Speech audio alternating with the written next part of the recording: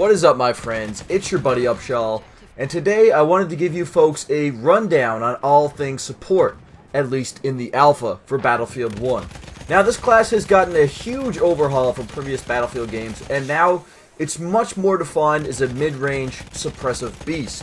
Now, this fits into the game's overall old-school rock-paper-scissors design.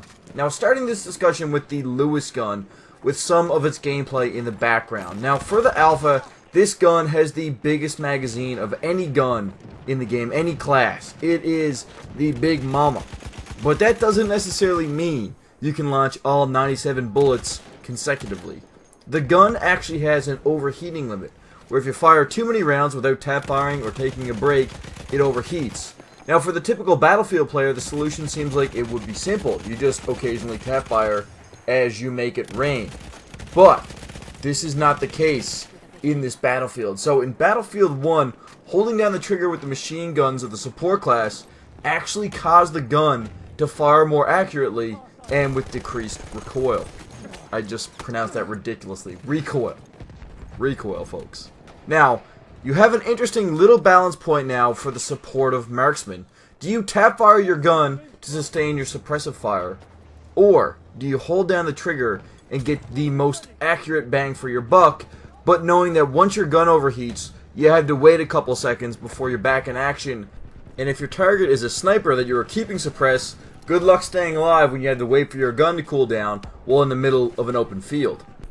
Now, the next machine gun that you're seeing in the video is the Madsen MG, and it was the gun I was using during the minute-and-a-half clip to start the video. This machine gun is probably the closest thing you'll see that resembles the performance of an assault rifle from Battlefield 3 or 4. However, despite it feeling similar, it is still not a running and gunning beast for a couple of reasons. Number one being that it just simply gets outclassed by a lot of other guns in a close range engagement. The assault weapons specifically are close range beats with either high rates of fire or high amounts of buckshot, solid accuracy in close combat, and crazy damage output within their specific range. Combine that with the overall sluggishness to get the rounds pumping from the LMG, with the slower ADS and a slight wait time before the gun will actually reach peak accuracy and controllability, and you're going to probably find yourself losing close quarters gunfights more often than not. Now, another thing I'll mention about this gun is the ridiculously obscuring magazine. I often lose entire players behind this magazine, only to get murked from the left by someone I couldn't see. At least it's a good phallic object for when things get lonely out there on the battlefield. Now, I guess it wouldn't be the support class if I didn't discuss the gadgets, and our first gadget is no stranger to the Battlefield franchise, the support box. Now, the box is thrown out, you or your teammates can pick up ammo from it. No real surprises here for anybody who's ever played or seen a Battlefield before. Now, the only other gadget available for the alpha is the tripwire bomb. And this bomb looks like a makeshift Molotov-esque bottle, and one single wire will extend from it. Now, if the enemies hit the wire, enemy go boom. It's pretty simple. Now, it's unsure what other gadgets will be coming to the support class, but there are a number of gadgets displaying as locked in the alpha menu. So, let's just hope for some dynamite or some C4 sticks that we can throw on those tanks, and we can have a good time. I don't even know if tank launching will actually be a thing in this game. That's where you actually sit the C4 underneath the vehicles. I would love to see some of that come back over to Battlefield 1. Imagine landing a tank up on the Zeppelin or something. I can just see that being crazy, crazy fun to do.